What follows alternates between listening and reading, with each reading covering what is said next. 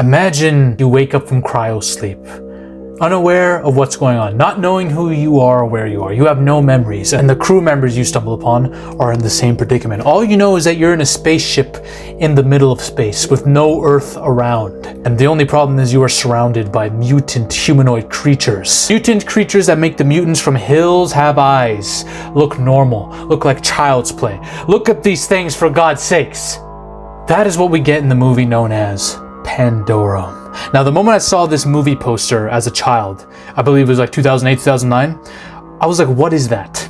That looks disgusting and weird. I don't want anything to do with this film. This looked like some body horror stuff. Now, what happens in the movie that represents this picture isn't as bad as you might think it is. The craziest and scariest space movie I've seen is Event Horizon to date. But there's something about Pandorum that gets to me. Not only because of the way it's edited. It's got schizophrenic level editing at times. It's got very mediocre scares. It's got a convoluted plot. These are the things that people say about this movie when they criticize it, right? And I would agree. It does have some of these problems. It has a lot of issues. This is nowhere near my favorite movie that takes place in space, or so we think. But I will say a couple things about it. The cast in this is crazily stacked, to the point where it's kind of unbelievable, okay? You got her. If you don't know her, she's the hot chick that played Feora in Man of Steel, that beat the shit out of Henry Cavill in that cafe. She's hot as hell, by the way. Look at her. Look at those eyes. They pierce into your soul. You got Ben Foster, who I pretty much like in every movie he's in, and then you got the legend himself, Dennis Quaid. You got Cam Gadget, or whatever his name is, the dude who played the bully in Never Back Down. Any Never Back Down fans? This is one of the best fighting movies ever, by the way. And he's insane. We're gonna get to why he's insane. But then you have them. The major selling point of this movie to me. The mutant monsters that these guys have to fight in order to survive the ship and figure out what the hell is going on. You see, these savage, pale, hyper-aggressive humanoid creatures are actually mutated descendants of the original human colonists that were on the ship trying to find a new planet to inhabit. They are us. They didn't come from some kind of alien infestation either. You think this is some kind of space virus? No. They evolved due to a genetic accelerator enzyme added to the crew's food supply. The enzyme was meant to help humans adapt faster to the new planet's atmosphere after arrival. But with the ship adrift for centuries and the crew isolated and awake for far too long, the enzyme went unchecked, accelerating mutations beyond control, wildly, sporadically. Generations of inbreeding, darkness, and cannibalistic survival turned them into a feral subterranean species aboard the ship. This is like a space version of what the creatures from The Descent are, that were in those caves, which I might make a whole video on that too. These guys are descendants of the original human colonists. This was a 900-year journey to a new planet. So there's been a descendancy of inbreeding among mutants with enzymes ever since then, alright? These creatures, as a result of what's occurred, possess immense physical strength. They can overpower humans. I believe they can decapitate them with a single blow. They're doing insane things in this film. They have agility. They can flip and do all the Spider-Man shit. They can leap great distances. When you fight them, you'll figure out very soon that these are not regular humans. These are enhanced. They have hunting prowess like you've never seen. They're very skilled hunters, and they can track and ambush their prey. And they are calculated. They're not just mindless monsters. They actually have a degree of planning and coordination into their attacks. Okay? There's one scene where they're all like sleeping, and this dude's trying to crawl up one of these posts, these towers, and make sure not to wake any of them. As soon as you wake them, oh my god, bro, it's terror. It's like a World War Z when they're all these zombies are trying to get over that fucking wall. And our main characters have a fight where all our main characters face off against the mutants, and it's fucking insane. It's schizophrenic. It's kind of entertaining, I'll be real. If that isn't terrifying enough, you also have the deep space psychological disorder known as Pandorum. Pandorum is a disorder that causes extreme stress, isolation, and fear, and it makes a person paranoid, hallucinate, and ultimately go homicidally insane. This guy, Cam Gadget, basically plays... He kind of is a villain in this film when you realize what he is. He woke up and was the first guy to be subjected to Pandorum. He thought Earth was destroyed in his delusions of grandeur because of this disease.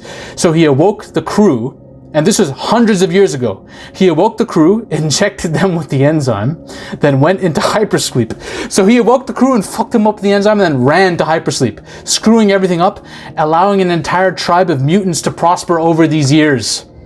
Basically, the mutants are caused by him, essentially. They multiplied endlessly. Can you imagine this, bro?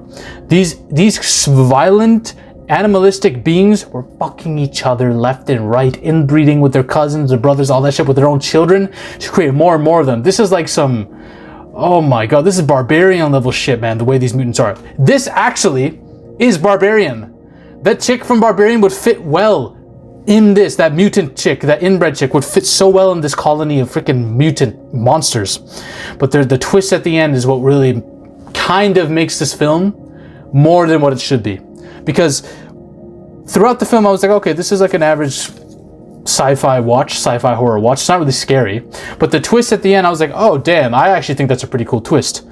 You see, our main characters, including her, who's fine as hell, by the way, I'm going to say it multiple times, she's so hot. They find out that they're not actually in space. They crash landed on the new planet's ocean floor centuries ago. They've been underwater this entire time. And the ship's computer was running on emergency power this entire time for maybe hundreds of years. And status pods kept people alive while these mutant descendants were roaming around in the ship, making it their new home. So all these shots we see of the ship, this is deep in the water.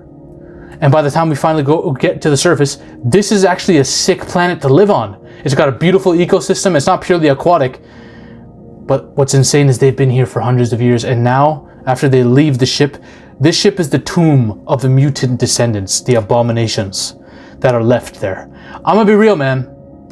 I really enjoy Pandorum. Pandorum is not the kind of film that one can watch and be like, oh, this is gonna be like Event Horizon level shit. No, no, no. This is literally humanity caving in on itself over time. The enzyme we used to help us adapt, it's now turned against us, turning us into these monstrous entities over time. I don't know what's more terrifying, being in space and getting a psychological disorder, or having a goddamn enzyme turn you into these. I believe that the creatures from the Descent were early prototypes, early experiments for the enzyme that would later be retrofitted hundreds of years later into the enzyme that was created here. Actually, not even hundreds of years later. This movie takes place like hundreds of years in the future. So I believe the creatures from the Descent were a military government experiment gone wrong, but they used that to create an enzyme off the books that would be used to help humans adapt for space travel, and it took us right back to square one. There are so many similarities between these creatures and the creatures from the Descent, it has to be mentioned. I just made a new theory. I really hope no one else on YouTube created this theory, because I want this to be mine and mine alone. All right? They're the same. I don't give a fuck what anyone says. They're the same. They're not completely the same. They're a bit different. They are more intelligent. They use weapons more. They have their own suits and stuff.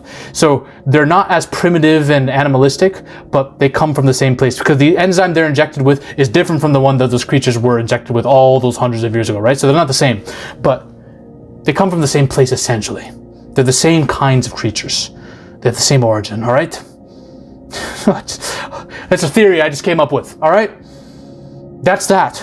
If you want to know my thoughts on Event Horizon and how that might be the worst version of hell I've ever seen in cinema history, you can watch this video over here. Ladies and gentlemen, we are on a mission to take over Hollywood. But the army must keep growing. If you want to suggest video topics to me, or talk about your favorite movies or favorite film theories in a community with like-minded individuals, join the Zafy Discord now. Link is in the description and the comment section as well. Join us. This movement is just beginning. We're taking over Hollywood, one coke line at a time.